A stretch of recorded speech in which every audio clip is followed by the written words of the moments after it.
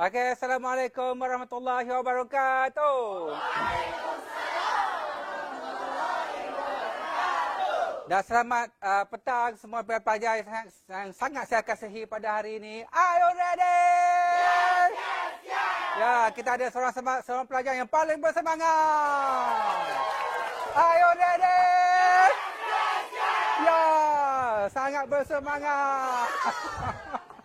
Okey. Jadi sebelum tu saya akan terangkan apa yang akan kita lakukan hari ini. Pada hari ini kita akan buat satu pembelajaran yang berasaskan psikologi dan kaunseling, iaitu kita menggunakan teknik reward and punishment. Ya. Maka kumpulan sana saya lihat dia begitu bagus untuk memberi saya reward. Dia memberi tepuk tangan pada saya dan menjadikan saya seronok dan bahagia dengan tepukan dia. Maka saya beri dia RM50.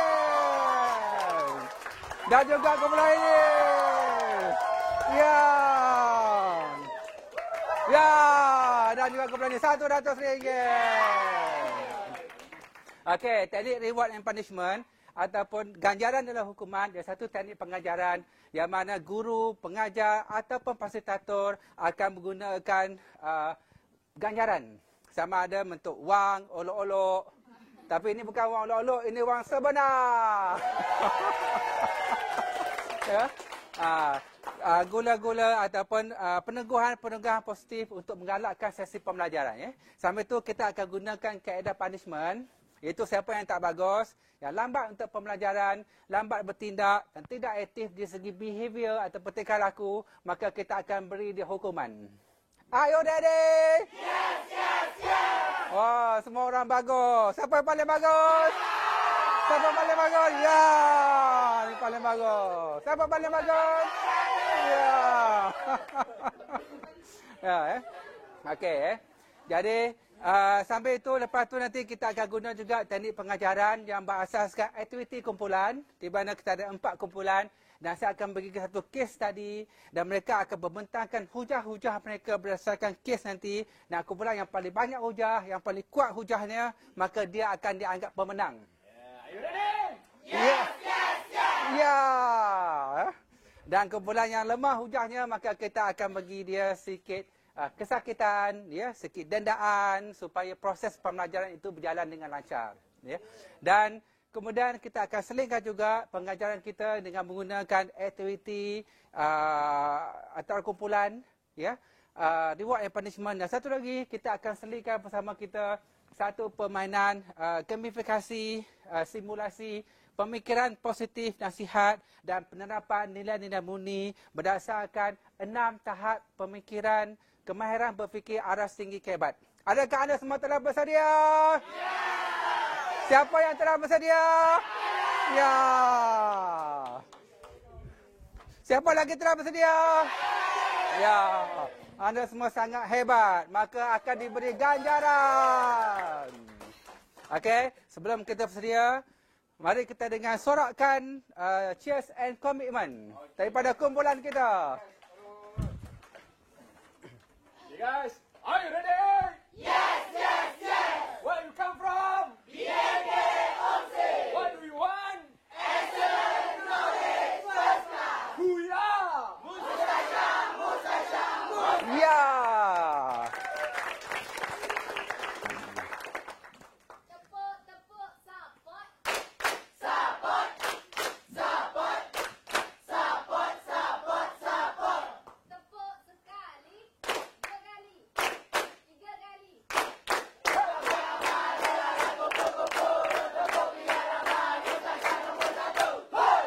Okey. Okey, tahniah kepada semua, ya. Jadi pada hari ini kita akan mulakan aktiviti kita, ya. Pembelajaran kita dengan keadaan yang berseronok. Adakah anda seronok pada hari ini? Siapa yang akan menunjukkan sepenuhnya potensi diri mereka yang hebat? Ya, ya.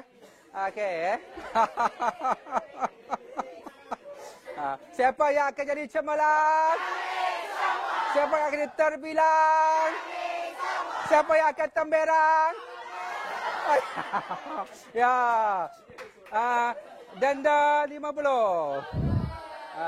Kerana dia tak alert. Are you ready? Siapa yang akan cemerlang? Siapa yang akan terbilang? Siapa akan temberang? Okey, jadi seterusnya pada hari ini, ya, kita akan buat sikit aktiviti untuk penerapan nilai-nilai murni dalam kehidupan, ya. Sampai itu nilai murni ini dapat dengan kemahiran berfikir. Apabila kita menggunakan kurniaan akal dan pemikiran kita. Okey, setiap semua, apakah anugerah psikologi yang terbesar oleh Tuhan kepada manusia? Ya. Akal fikiran adalah anugerah terbesar oleh Tuhan kepada manusia. Sebab itu syarat yang pertama beragama sendiri ialah mempunyai akal yang waras. Maka agama sendiri bertindak ataupun berdiri di atas kewarasan fikiran para penganutnya. Adakah anda semua mempunyai akal fikiran yang waras? Ya! Adakah anda semua mempunyai akal fikiran yang waras? Ya! Ya! Sorakan yang sangat hebat. Ya. Okey. Oleh itu, kita kena hari-hari berfikir, hari-hari untuk merenung pemikiran kita, maka kita akan dapat satu kesedaran. Kesedaran ialah satu cahaya yang menerangi pemikiran kita dan akhirnya kita dapat membezakan yang benar ataupun salah secara jelas. Ini akan diperolehi oleh orang yang berfikir dan berada dalam alam kesedaran. Ya, okey. Siapa boleh berkongsi dengan saya sehingga ke hari ini, ya? Apakah macam manakah caranya anda telah memperhebatkan dan mensyukuri anugerah pemikiran anda? Okey, siapa ingin memberikan panduan? Ya, silakan. Okey. Ya, tak apa dari situ. Macam mana anda meningkatkan kemahiran berfikir anda? Anugerah pemikiran. Okey, bismillahirrahmanirrahim. Assalamualaikum warahmatullahi wabarakatuh. Macam mana cara untuk kita mensyukuri setiap pemikiran yang Allah bagi pada kita? Itu salah satu cara sebagai kita seorang hamba yang telah dewasa ni membezakan antara baik dan buruk. Dan bila kita mampu membezakan antara baik dan buruk, secara langsung kita mampu memberikan input yang positif kepada orang lain. Ya. 5.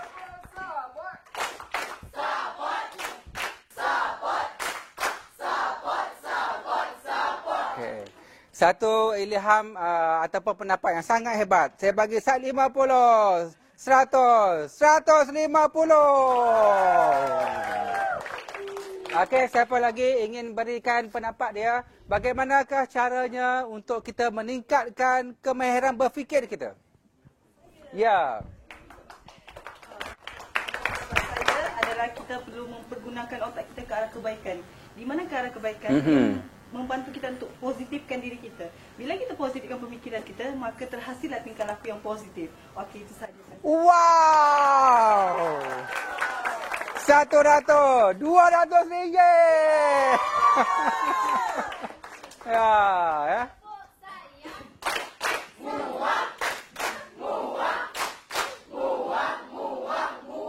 Okey, dalam kalangan kita ada ahli-ahli yang sering memberi motivasi, ya, yang menghilangkan perasaan-perasaan mengantuk kita dan boring kita, dan dia telah menggerakkan kita untuk bersatu hati kita dan seronok dalam sesi pembelajaran. Maka kita akan beri dia RM100. Okey, jadi dalam kemahiran berfikir, apabila kita meningkatkan kemahiran berfikir, maka kita akan dapat membezakan yang benar dan yang salah. Yang benar itu adalah nilai-nilai murni dalam kehidupan yang perlu diterapkan dalam diri kita. Yang salah ialah nilai-nilai keji dalam kehidupan yang akan menimbulkan perasaan-perasaan tidak baik pada diri kita. Okey, apakah contoh-contoh nilai-nilai murni dalam kehidupan kita? Ya, kasih sayang, penyabar, prihatin, ya, kejujuran, pemaaf. Okey, siapa yang nak angkat tangan, memberikan satu contoh nilai murni dan memberikan contohnya supaya orang lain boleh memahami dengan lebih mendalam. Ya, silakan. Ya. Assalamualaikum warahmatullahi wabarakatuh. Antara contoh nilai murni yang agak bagus untuk kita sebagai pelajar adalah tolong-menolong. Ya. Contohnya kalau kata kawan perlukan, kalau kita sakit misalnya dekat asrama, kita boleh tolong belikan makanan dan sebagainya. Okey, tahniah. Sangat hebat, tolong menolong. Okey, apakah lagi nilai murni yang perlu kita terapkan? Ya, silakan. Antara nilai murni yang kita perlu ada adalah rendah diri. Kita perlu jadi seperti resam padi. Semakin berisi, semakin tunduk. Jangan jadi macam lalang. Semakin tinggi, semakin tak ada guna. Wow. Jadi anda ini padi atau lalang? Saya padi. Ya. Sangat hebat. Are you ready? Wow. Okey. So itu adalah nilai-nilai murni yang perlu kita terapkan. Rendah diri, pemaaf, ya, bekerjasama, tekun, tolong menolong, ya, yang akan memberi kita cahaya dalam kehidupan ini. Ya. Okey. Siapa nak bagi contoh pada saya nilai-nilai murni yang tidak baik yang boleh merosakkan diri kita dan orang lain? Ya. Nilai yang mendatangkan kesan negatif adalah hasad dengki. Wow. Contohnya kalau kita tengok kawan kita sentiasa berjaga, tiba-tiba kita sabotaj dia, kita bakar saiman dia, bakar dia. Wow. Wow, contoh yang sangat bagus. 100. 200 ringgit. Ingat semua, kita jangan ada begitu hasad dengki yang merosakkan kawan dia, bakar assignment kawan-kawan dia. Ya, tak boleh kawan-kawan dia pergi kuliah, sabotaj, fitnah dan sebagainya, ya. Apabila kita merosakkan orang lain, memfitnahkan orang lain, sebenarnya kita telah merosakkan dan telah menzalimi diri kita sendiri. Ya. Ya. Kita tidak boleh merosakkan orang lain, melainkan terlebih dahulu kita akan merosakkan diri kita. Iaitu, ya. Terima kasih. Okey, siapa lagi nak memberi pandangan? Ya, silakan. Kerja yang sifat negatif, vandalism. Macam kita tampal poster kat dinding untuk mencantikkan ruang tu, tapi orang lain koyak-koyak, cabut buang. Ya. Salah satu contoh. Wow. RM150. Ya. Terima kasih.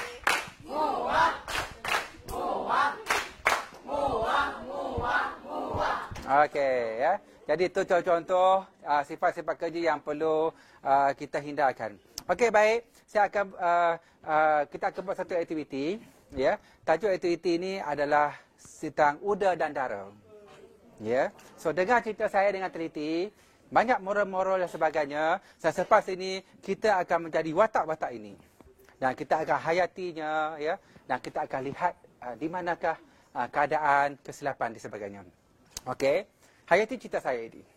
Pada satu hari ada seorang gadis yang sangat cantik, putihnya sangat gebu dan dia seorang yang sangat cantik dengan pun itu. Namanya ialah Dara. Wow. Dan Dara ini mempunyai seorang kekasih hati yang bernama si Uda. Dan si Dara ini sangat menyayangi Uda dan mereka umpama cinta dua sejoli yang sering berkasih sayang ke sana ke sini, ber-SMS dan sebagainya. Ber-WhatsApp, ya. Okey, walaupun begitu, tetapi sayangnya percintaan Uda dan Dara ini tidak direstui oleh bapa Dara. Dengan alasan bahawa si Dara ialah anak orang kenamaan dan si Uda ini tidak mempunyai pekerjaan yang tetap. Dia hanya kais pagi, makan pagi dan tidak mempunyai pekerjaan yang tetap dan kadang-kadang bersifat agak pemalas. Ini menyebabkan bapa si Uda, bapa si Dara yang sangat sayangkan anaknya tidak mahu anaknya hidup susah dengan suami yang tidak mempunyai sifat-sifat bekerja kuat, rajin dan mempunyai kelulusan yang tinggi. Dan satu hari, dan setiap hari bapa si Dara akan memarahi Dara dan memperingatnya jangan berjumpa dengan si Uda. Tetapi oleh kerana kasih, sayang dan rindu, satu malam si Dara telah keluar melalui pintu rumahnya tanpa disedari oleh bapanya, telah berjumpa untuk bercakap-rama dengan si Uda. Maka sedang mereka berbual, bercakap-rama, memadu kasih, tiba-tiba perjumpaan mereka telah diketahui oleh bapa Dara. Lalu bapa saudara pun sangat marah. Dia pun telah mengajak kawan-kawannya orang kampung dan telah pergi berjumpa dengan si Uda dan telah memarahi si Uda dengan semarah-marahnya sehingga si Uda rasa malu.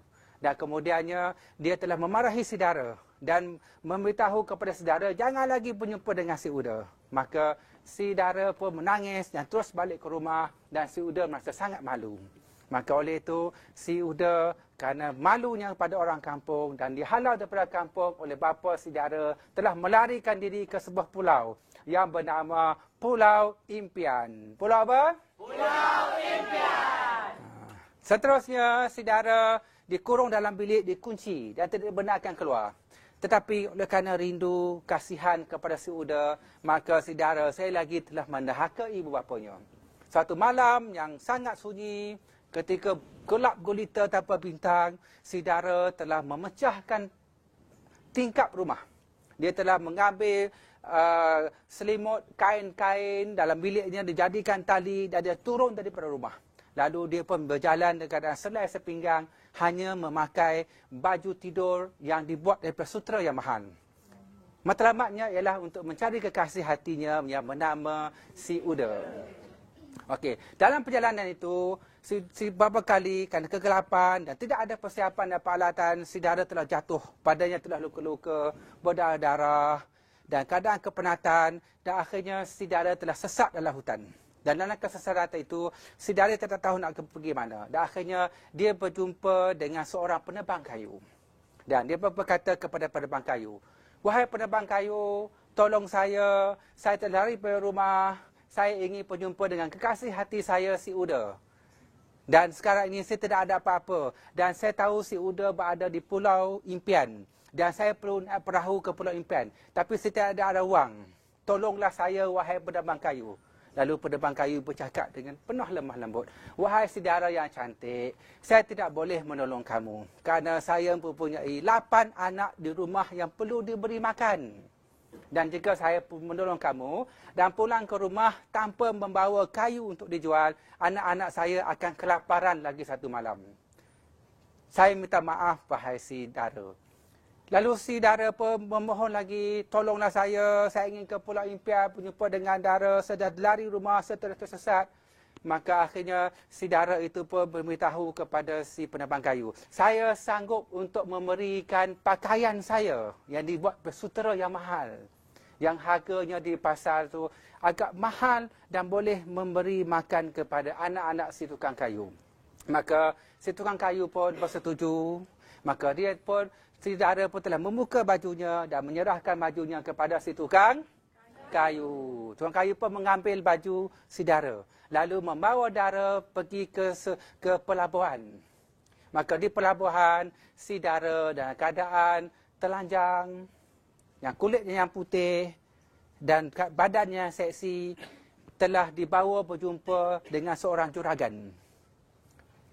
Maka akhirnya si Dara pun berkata kepada juragan, "Wahai juragan, tolong saya.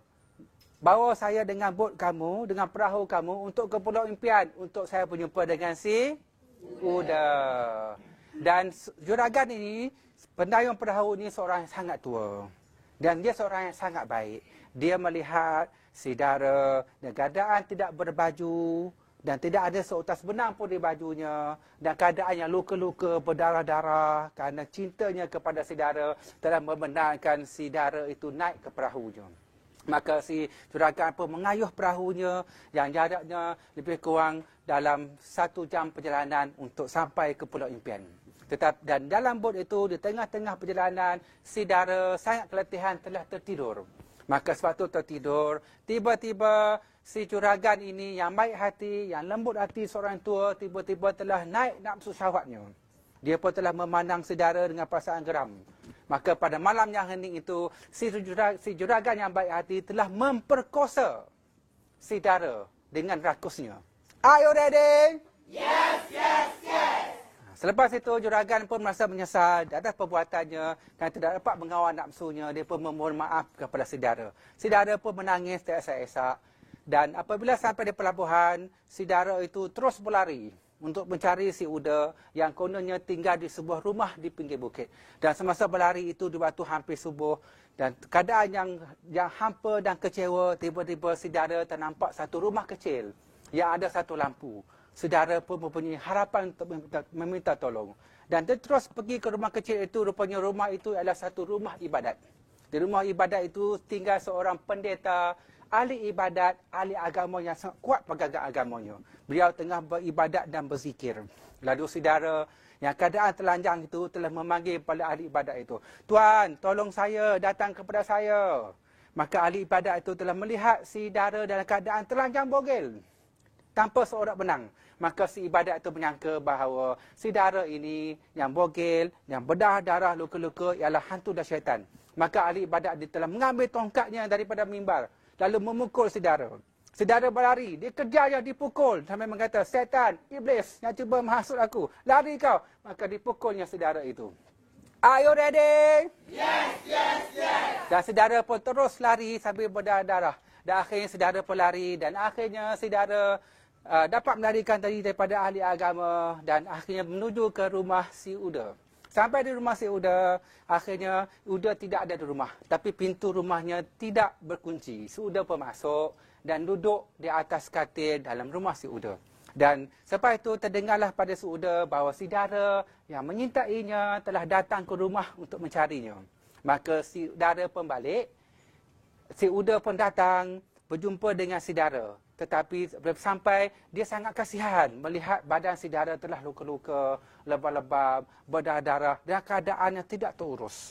Lalu si Dara pun telah menceritakan apa yang berlaku pada dirinya. Dia kerana cintanya pada si Uda, dia telah melarikan diri waktu malam. Dan akhirnya hanya selesai pinggang, dan akhirnya berjumpa dengan tukang kayu. Dan tukang kayu yang miskin akhirnya telah mengambil pakaiannya untuk dijual dan jadikan rezeki untuk anak-anaknya. Dan akhirnya dengan keadaan yang telanjang, yang tidak berbaju, si Dara telah menaiki perahu bersama juragan dan telah diperkosa oleh juragan. Dan akhirnya si Dara telah meminta bantuan daripada orang agama, orang alim. Dan orang alim yang menyangka si Dara ini adalah seorang hantu syaitan yang cuba menggodanya, telah memukulnya sehingga berdarah. Dan akhirnya si Dara pun sampai ke rumah.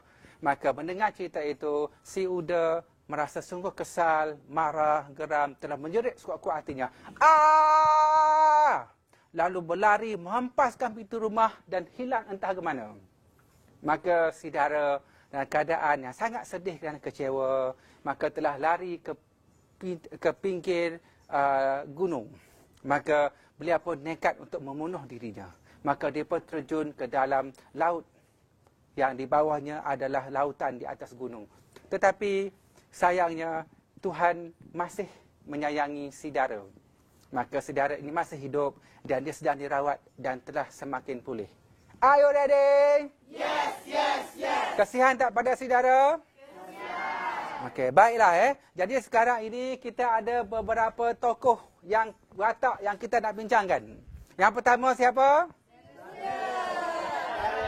Okey, yang pertama ialah Dara. Yang kedua siapa?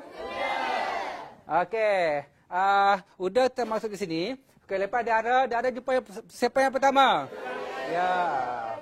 Dara telah berjumpa dengan tukang kayu. Siapa tu? Siapa? Akhirnya Dara telah berjumpa dengan juragan. Dan seterusnya? Ya, Dara telah berjumpa dengan orang alim. Okey. Dara, tukang kayu, juragan dan orang alim. Are you ready? Yes, yes, yes. Siapa yang paling hebat? Saya. Ya. Okey, sekarang ini siapa yang paling bersalah? Watak-watak ini siapa yang paling bersalah? Okey, sekarang ni kita akan bagikan kepada anda. Siapa nak jadi Dara? Okey, kumpulan sana akan jadi Dara. Kumpulan ini akan jadi tukang kayu. Ini akan jadi juragan. Ini akan jadi orang alim. Ya. Okey, lepas ni saya akan bagi hujah. Anda kena berhujah kenapa anda tak bersalah. Saya akan nilai berdasarkan hujah anda. Yang paling bersalah, mereka akan dihukum gantung sampai mati. Yang kedua bersalah akan dipenjara seumur hidup. Yang ketiga bersalah akan dihukum penjara 10 tahun berserta dengan 10 kali sebatan. Yang paling tak bersalah akan dibebaskan. Are you ready? Yes, yes, yes. Siapa yang paling bersalah? Okey. Okey. Siapa yang paling bersalah? Ya, kami semua tak bersalah. Okey, anda siapa? Okey, anda sebut ni. Anda siapa? Anda siapa? Juragan. Anda siapa? Tukang kayu. Anda siapa? Dara. Anda siapa? Orang alim. Okey, sebut ramai-ramai. Kalau orang alim sebut, orang alim tak bersalah. Kalau juragan? Okey, sebut. Siapa? Lagi sekali.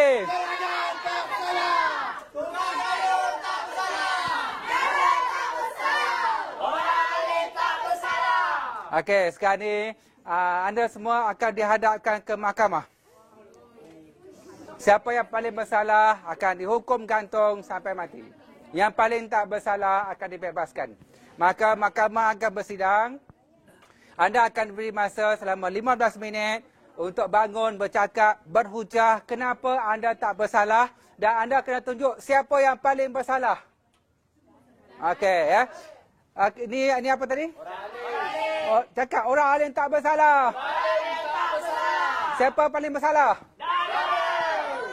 Sebut. Lagi sekali.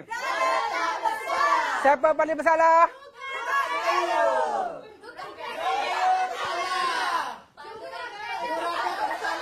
Siapa paling bersalah?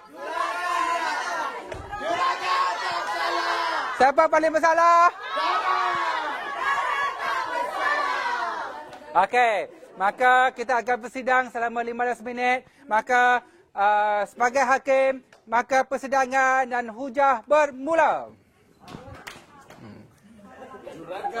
Okey, siapa nak hujah sila bangun? Ya. Yang lain boleh terus balas, boleh terus cakap. Baik, selamat petang. Okey, dalam kes ni, antara 4 orang ni yang bersalah, saya rasa, kumpulan kami rasa Dara paling bersalah. Sebab apa? Paling bersalah dan patut dihukum mati. Dan patut dihukum mati sampai masuk neraka. Why? Sebabnya, Dara ni adalah punca segala-gala yang berlaku.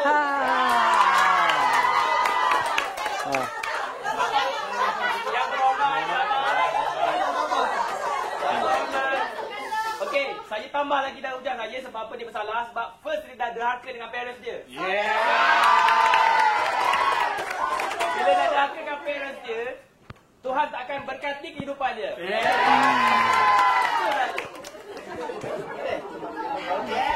Assalamualaikum dan selamat petang. Kami sebagai wakil daripada Dara yang masih Dara. Bukan Dara. Kami Dara. Kami semua Dara.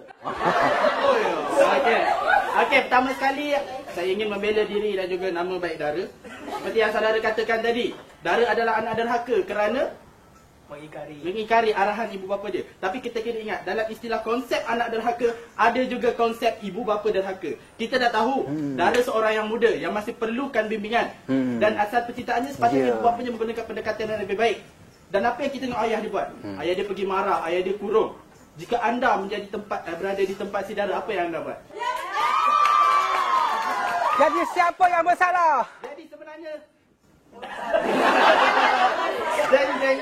Okey, jajak dia.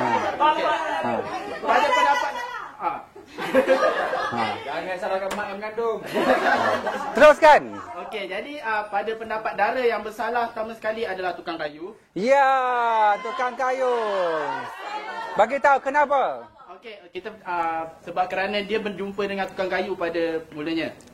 Untuk ni, jadi tukang kayu tu juga telah menambah luka di hati si Dara. Okey, maaf. Suhana makin panas.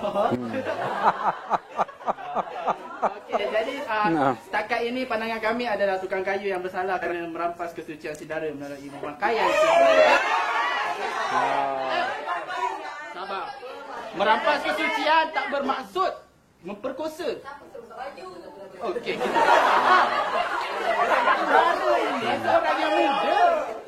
Okey, Dara ni seorang yang muda. Tukang kayu tu dah ada 8 orang anak. Ayah anak dia datang nak tawar baju. Sanggup tak? Ya. Kan. Okey, sekian saja ujian saya. Ya. Hujah yang sangat bagus. Teruskan.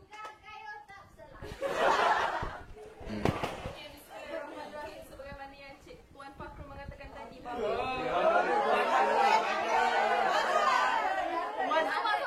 Puan Dara. Silakan. Okey, saya mengatakan bahawa apabila Cik Fakhrul mengatakan tadi seorang ibu bapa sendiri yang layak untuk cuba untuk membimbing anak tersebut supaya anak tersebut untuk menjadi anak yang baik, betul tak? Tapi adakah si Dara itu tidak boleh berfikiran seperti waras? Dia telah melakukan tingkah laku maladaptif sebagaimana dia telah membuka bajunya dan secara sukarela memberikan baju tersebut kepada tukang kayu. Adakah salah tukang kayu yang sedang membuat kerja yang tak tahu buat apa-apa sedangkan telah melaksanakan tanggungjawab dia? Dan secara keseluruhannya anda diberikan peluang akal dan fikiran sebenarnya dia boleh berfikir secara baik, secara rasional. Saya nak tanya, Dara tu berumur berapa? Dalam 13 tahun. 21 tahun. Sebagai contoh, Dara tu berumur 21 tahun, betul tak? Dia telah meningkat dewasa. Lainlah kalau Dara tu sendiri berumur 18 tahun ke bawah.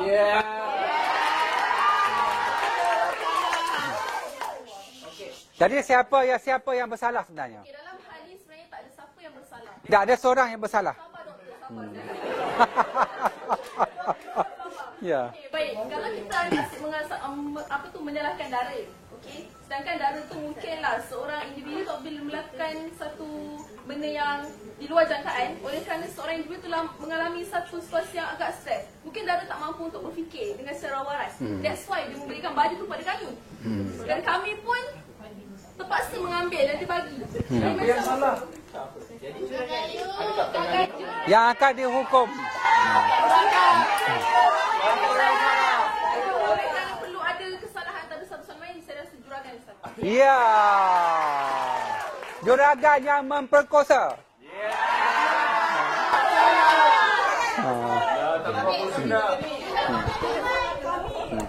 Okey, di pihak juragan pula secara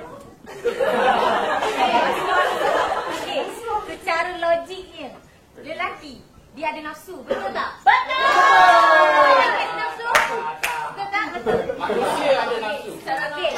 Ya, manusia ada nafsu. Tapi kami di pihak juragan sebagai lelaki kami ada nafsu.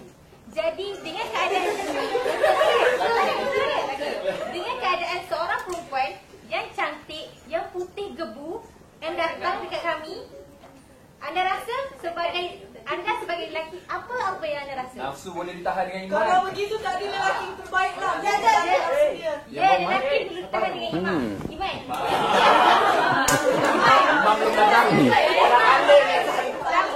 Tetapi dengan keadaan yang macam tu, lelaki tu tidak boleh berfikir dengan waras juga. Saya membantah. Ya. Sebab juragan tak ada lelaki. Kalau ada lelaki, dia ada baju, dia boleh buka. Itu kat orang dia. Ya. Juragan tu seorang lelaki yang baik. Kenapa tak bagi baju kepada Kenapa biarkan dia telanjang? Okey, sabar. Okey, di sini. Okey, anda cakap tadi kenapa juragan tidak memberi bajunya kepada si Dara?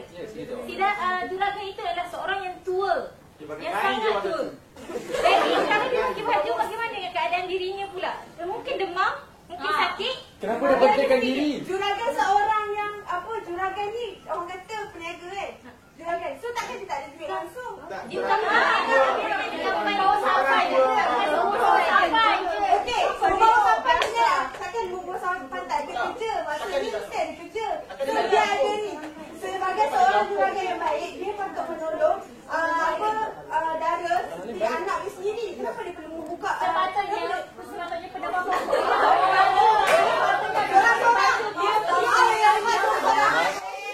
Freeze! Freeze! Okey, kita akan berhujah dengan penuh bersungguh-sungguh dengan fakta yang tepat. Selepas tu kita akan beri orang lain pula boleh bercakap. Aktif. Are you ready? Okey, teruskan sambung. Juragannya salah. Ya. Okey, sabar. Okey, bagi saya juragan tak salah. Sepatutnya kan tadi penebang pokok tu, dia dah ambil baju tu.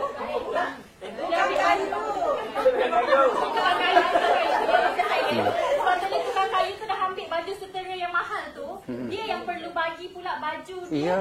kepada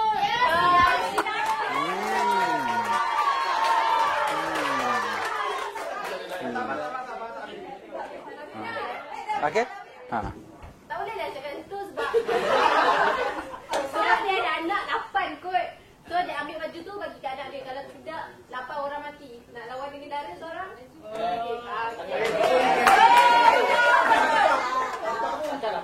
Okey. Tak boleh juga baju tu. Tukang kayu kan dia berada di tempat situ juga. Kenapa dia tak bagi baju dia sedangkan dia boleh bagi tu? Ya, kenapa? Ya. Yang lebih jauh. So tukang kayu yang salah. Ya. Gantung tukang kayu.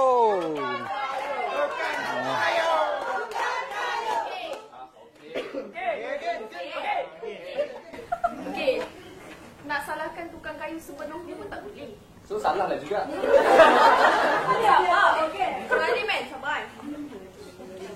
Okey, nak salahkan sepenuhnya kepada tukang kayu pun tak boleh. Sekarang kita perlu ke arah dara tu sendiri. Sebab dia yang datang kepada arah tukang kayu tu. Dan dia yang memberikan baju. Sedangkan tukang kayu dah mengatakan bahawa dia tak boleh nak tolong. Tapi why? Dara sendiri untuk memberikan baju tu. Dan adakah salah kami, sabar ya? Adakah salah kami yang tengah apa tu? Terbang pokok tu kan? Tengah terbang pokok takkan tiba-tiba ada orang datang. Kan? Dan keadaan tukang kayu tersebut pun keadaan yang sangat susah. Dengan 8 orang anak yang kecil-kecil. Dan adakah salah kami juga? Mengalahkan salah kami, adakah dara sendiri yang buka baju mereka tu memang mungkin masyarakat. Ha. Seterusnya saya nampak daripada pihak dara untuk bersuara. Bagi pendapat kami, bila kita lihat pada cerita situasi, iaitu tukang kayu telah menolak darah supaya terima tak nak bantu dia. Tapi bila dia bagi baju, dia bagi pergi juragan. Okey, kok dia bagi juragan tu jalan kaki kan? Jalan kaki tak ke naik kapal terbang? Jalan kaki. Kenapa dia mesti nak minta sedangkan masa diperlukan untuk jalan kaki pergi tempat juragan tu bukan memerlukan berapa jam pun untuk sampai ke sana. Tapi kenapa perlu baju dia? Kenapa? Di situ tak ada nilai apa. Dia seorang waras. Kalau kau mengatakan kami tidak waras, dia seorang waras. Dia seorang bapa. Dia waras. Dia tahu memikirkan. Dia ada anak. Dara pun seorang anak. Okey, siapa yang kedua paling bersalah? Saya rasa yang paling bersalah adalah sehingga mencederakan Dara adalah Alif. Orang alim. Ha. Dia pukul. Kenapa? Kenapa? Hujah saya mengatakan Alim bersalah. Dah lah dia makin teruk. Teruk lagi dipukul. Makinlah teruk. Makinlah dia tak cantik kan. Dah lah Alim. Sepatutnya dia tak boleh mengatakan orang. Dia nampak seorang tu dia tidak boleh mengatakan orang tu. Ini syaitan. Dia tak boleh judge tau. Dia mesti bertanya. Dia seorang alim. Mempunyai ilmu. Ilmu baik. Positif. Nilai murni. Bila ada orang yang kesusahan bertanya walaupun orang tu negatif. Okay, dipersilakan. Ini dipukulkan ya? Ha. Orang alim tak bersalah dalam perkara ni. Okay, kalau tadi kata sepatutnya kita tak boleh nilai, saya tanyakan kembali. Macam mana kalau anda nampak dalam satu keadaan orang datang secara tak lurus tengah-tengah malam dengan musang bersahut-sahut. Pernah tak pihak dara menanyakan kepada hantu, adakah kamu hantu? Adakah pihak dara menyerang si Alif? Tidak. Ya, dia ikut cerita. Yang Muhammad, sabar yang Muhammad. Okay. Dara, okay, relax. Sampai mana tadi? Sahut, yes. Dara datang dalam keadaan yang serba tanpa pakaian, dalam keadaan yang tak terurus, sekaligus menimbulkan syak wasangka yang tinggi walaupun pada orang alim, kerana dalam situasi itu sangat menyeramkan. Dan mengikut cerita, Dara datang dalam keadaan kusut masa. Siapa yang tak boleh tahan?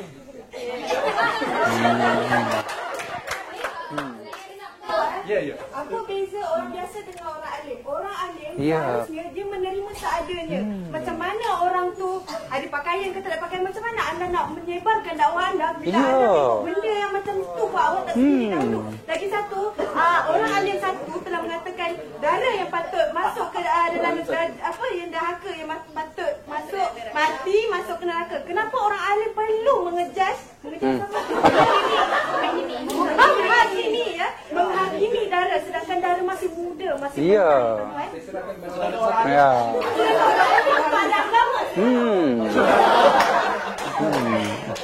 Daripada tomahan dan juga fitnah yang dihantarkan orang alim. Kalau saya bagi dua situasi, saya minta anda semua bayangkan, saya jenis orang imajinasi. Saya harap awak boleh bawa saya. Saya nak awak bayangkan dua situasi yang berbeza, di mana situasi pertama kamu tahu jalan cerita daripada dara, start daripada uda dan sebagainya, yada-yada. Dan kedua, sebagai orang alim itu sendiri, di mana orang alim telah tinggal di sebuah pulau dan berseorangan. Dia tak tahu apa yang sedang berlaku, dan secara tiba-tiba dia nampak ada satu susuk tubuh yang sangat menawan tetapi menyeramkan melulu ke arah dia. Okey, daripada sudut perspektif dalam orang kata dalam situasi yang panik, boleh tak kita fikir yang dengan waras? Boleh tak?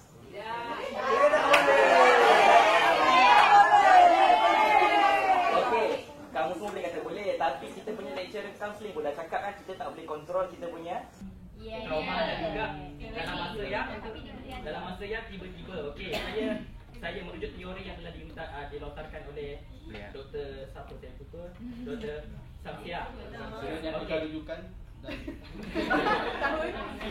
Menurut Dr. Samsia, beliau mengatakan bahawa jika kita tiba-tiba berada dalam keadaan yang sangat panik, kita tak boleh kawal. Dia sendiri pun tak boleh kawal. Jadi kat sini kita tak boleh lah Dara nak salahkan orang alim. Sebagai orang alim, ikut persepsi orang alim sendiri secara neutralnya, saya tak boleh salahkan siapa-siapa sebab orang alim tak tahu jalan cerita dia mula pada mana. Tapi bila dah tahu jalan cerita macam ni, of course lah Dara salah. Kami adalah mangsa darat yang berpunca daripada Sama. boleh tak saya sama sikit? Boleh tak saya sama sikit? Macam yang pihak tukang kayu cakap tu, yang dia kata kenapa tukang kayu salah, dia kata boleh bertukar pakaian. Saya rasa bertukar pakaian tu mungkin orang tukang kayu tu pakaian musuh, mungkin tak sesuai untuk perempuan yang sangat cantik, so dia tak tukar, dia ambil. Saya tak support dia, tapi daripada persepsi yang positif lah, saya fikir dalam kewarasan yang berlaku ketika malam tersebut dan keadaan dara yang tiba-tiba datang dulu kepada tukang kayu, saya rasa dalam situasi ini yang paling bersalah, tapi tak tahu salah sangat paling salah atas kaki dara, kedua saudagar, ketiga juragai, ketiga tukang kayu, orang alim tak bersalah.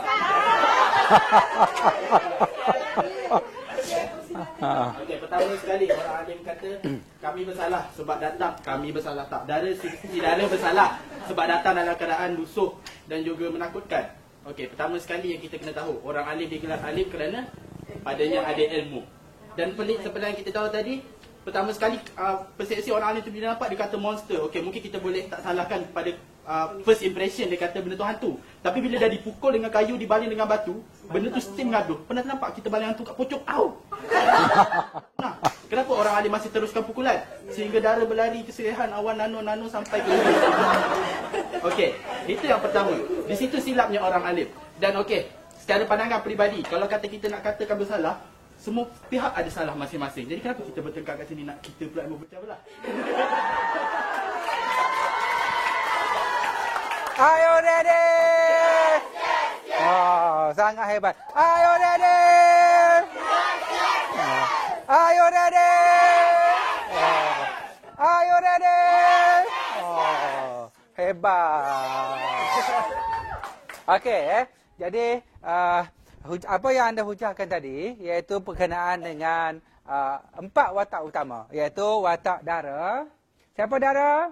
Kami semua. Tukang kayu, siapa tukang kayu? Kami semua. Juragan? Kami semua. Orang alim?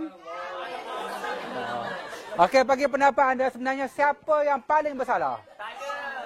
Okey, sebenarnya kalau nak tinggal disalah dalam sistem kehakiman negara, apabila satu kes berlaku, pembunuhan, perogolan, kes-kes yang melibatkan penganiayaan, pasti ada yang akan dihukum yang paling teruk. Ya, bila pembunuhan berlaku, akan ada pihak yang akan dihukum gantung. Betul tak? Tidak kisah apa punca dia. Yang buat itu pasti akan dihukum. Jadi sekarang ni, siapa yang merogol? Juragan. Jadi bila terbukti merogol, walaupun apa alasannya, juragan pasti dihukum kerana merogol. Siapa yang memukul darah? Orang alim pun bersalah juga kerana memukul tanpa memerkosa. Ya. Siapa yang mengambil baju? Tukang kayu pun tetap bersalah kerana dia mengambil baju. Walaupun diberi, tapi patutnya tak boleh ambil ataupun diganti. Bersalah juga. Ya. Sandidara juga ada salahnya. Apa salah saudara? Dia lari daripada rumah, dia engkar pada ibu bapanya, dia mengikut hatinya, kemahuannya secara membuta tuli. Jadi, apabila berlaku satu kes, dipanggil putaran ganas. Maka kerana kesalahan saudara, maka semua orang bersalah dan semua orang dapat hukuman. Puncanya adalah dara. Tetapi yang akan dihukum kerana merogol adalah yang dihukum kerana mencuri baju, yang dihukum kerana memukul orang lain sampai berdarah. Are you ready? Yes, yes, yes. Tepukkan.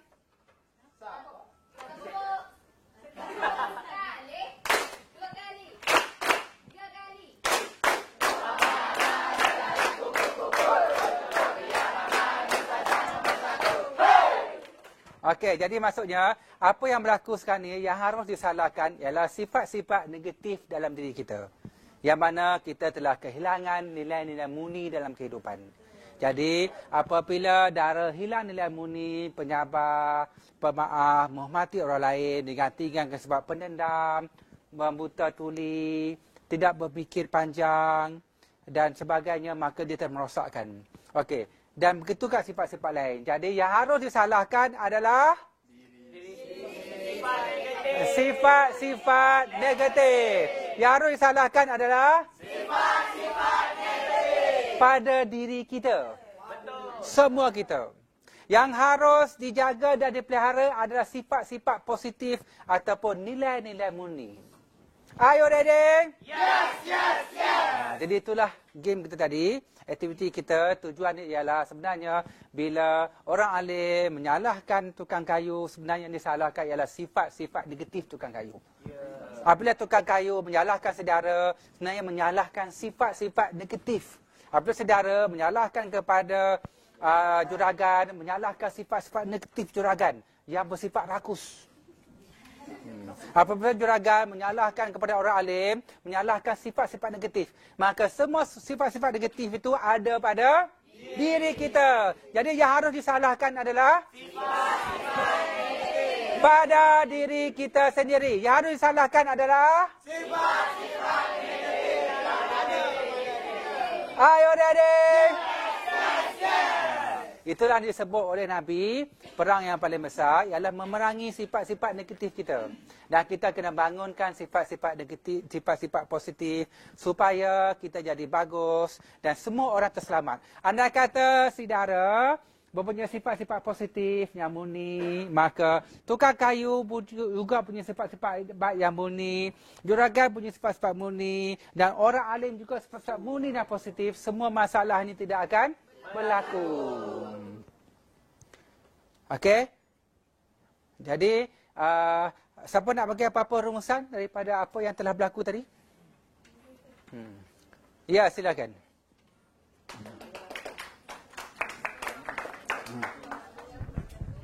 Okey, secara kesimpulannya apa yang kita belajar, dara, tukang kayu, juragan dan orang alim, sebenarnya semua manusia ada silap masing-masing. Ya. Sebab semua manusia tak sempurna. Dan kalau dalam dunia ni Allah mencipta semua manusia tu baik, apa fungsi neraka dan syurga? Betul tak? Jadi that's why bila kita buat silap, sama-sama untuk melengkapi, sama-sama untuk membimbing. Jadi that's why kalau macam ada apa-apa isu ke, cuba bincang. Macam kita kalau macam dari tadi kita asyik nak menyalahkan orang alim, juragan, dara dan tukang kayu. Sampai bila benda tu takkan habis. Ya. Jadi saling take advantage. Okey, tahniah. RM200. Sebenarnya ingat apa saya sebut tadi? Sebenarnya apa yang kita salahkan tadi itu ialah kita salahkan sifat-sifat negatif. Sifat negatif itu pada siapa? Diri kita. Itu yang kita kena buang dan bangunkan sifat-sifat positif, nilai-nilai murni dalam kehidupan. Okey, siapa lagi nak brief? Ya, sila. Apa kalau kita ingat balik perkataan pertama yang Profesor cakap tadi, apa perkataan pertama mengenai perkataan sifat negatif? Kita semua. Apa? Sifat negatif sebenarnya merosakkan Diri sendiri. Jadi bila kita salah tadi Profesor cakap sebenarnya sifat negatif tu sebenarnya sifat negatif tu dia merosakkan diri sendiri. Ya, fantastic. RM250 atas ulasan, pemikiran dan menjumpai nilai-nilai positif pada diri kita. Okey, siapa lagi nak kongsi? Ya, silakan. Saya tambah sedikit yang Hajar bagi tahu tadi. Betul, sifat-sifat negatif yang ada pada diri kita, dia bukan sahaja merosakkan diri kita, malah dia boleh merosakkan kita dengan orang lain. Dan menyebabkan hubungan kita dengan orang lain akan berpecah. Ya. Okey, dan satu lagi, kalau kita tanam sikap positif dalam diri kita, secara tak langsung kita akan jadi lebih tenang. Hebat. 100, 200, 300. Are you ready? Oh, sangat hebat. Okey, siapa nak pergi refleksi, bagaimanakah caranya kita untuk membangunkan sifat-sifat positif ataupun nilai murni dalam diri kita? Ya, silakan. Okay, untuk kita bangunkan sifat nilai murni dalam diri kita, kita kena sentiasa tenang. Walau apa sekalipun yang terjadi dalam diri kita, kita kena sentiasa senyum, tenang dan analisis sesuatu perkara yang datang supaya kita dapat hadapi benda tu dengan positif. Ya. 100, 200, 300 ringgit. Okey, pelajar semua, mari kita main satu aplikasi dalam mobile apps. Ya, boleh download daripada Google Play dengan menaikkan perkataan Makpo ataupun pengemaraan Makpo, iaitu satu simulasi game pemikiran positif, iaitu mat positif berlawan dengan raksasa negatif. Okey, semua orang boleh mulakan sekarang. Siapa yang habis game paling awal, kita akan bagi dia hadiah. Okey, boleh mulakan sekarang. Menikmati satu gamifikasi permainan positif. Maksimumkan suara. Kenali sifat negatif, kenali sifat positif dan analisisnya dan lakukan yang terbaik.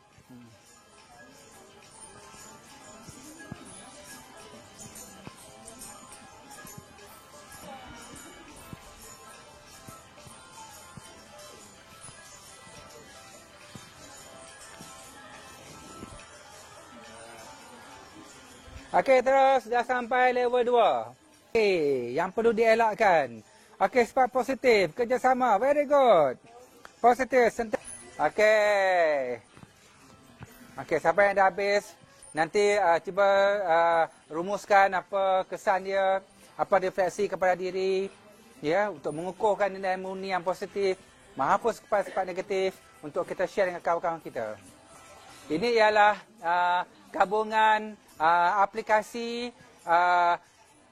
berdasarkan psikologi dan kaunseling, pendekatan dalam pembelajaran yang diaplikasikan dalam aktiviti berkumpulan untuk penyelesaian masalah, berdebat untuk menegakkan kebenaran dan mencarikan hujah-hujah nilai-nilai murni, dan akhirnya diakhiri dengan satu permainan simulasi berkomputer untuk menegakkan nilai-nilai murni dalam kehidupan dan menapasi sifat-sifat negatif untuk dibuangkan daripada kehidupan kita.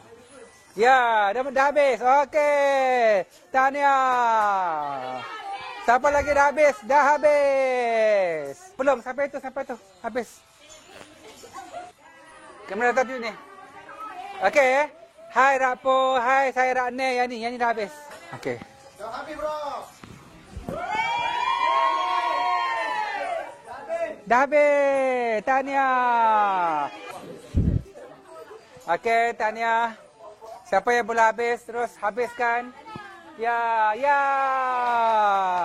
Are you ready? Yes. Okey, siapa nak datang ke depan? siapa nak berkongsi apakah pengalaman, refleksi yang anda perolehi daripada permainan simulasi mak positif menewaskan raksasa negatif? Ya, silakan. Okay, apa yang saya dapat daripada game ni tadi adalah kita kena sabar dalam main game ni. Sebab kalau kita tak sabar, kita takkan dapat capai sampai level akhir. Lepas tu, apa jua keadaan, sikap positif akan mengalahkan sikap negatif. Jadi sekian, terima kasih. Tepukkan sayang. Tepuk sayang. Muah.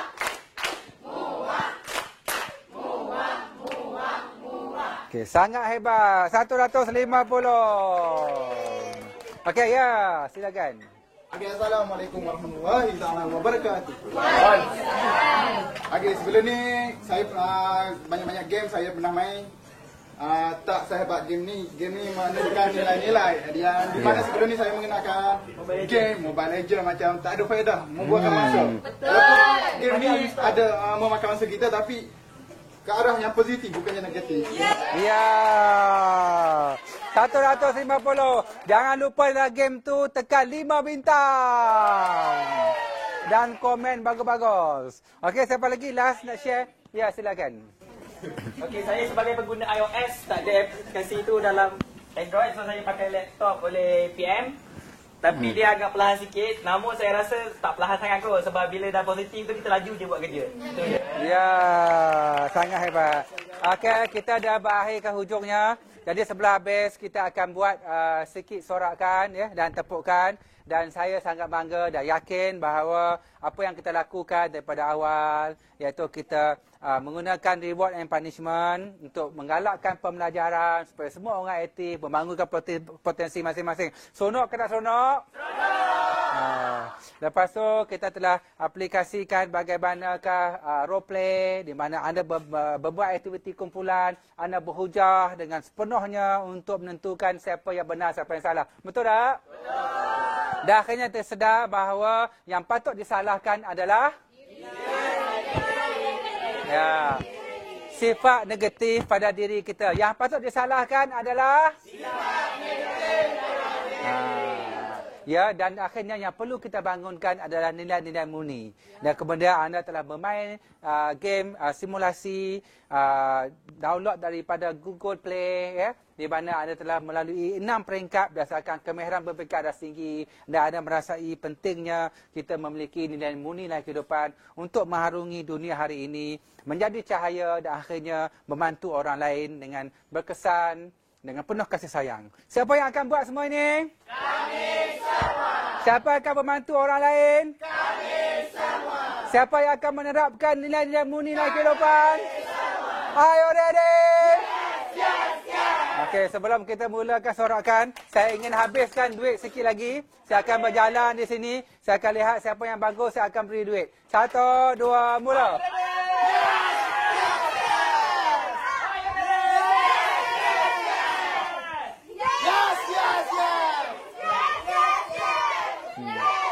Ya. Ya.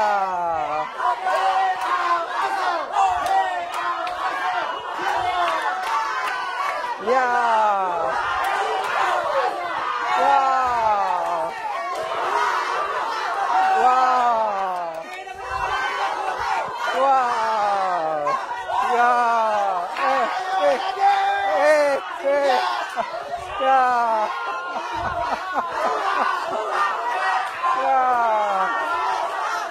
Okey. Ya.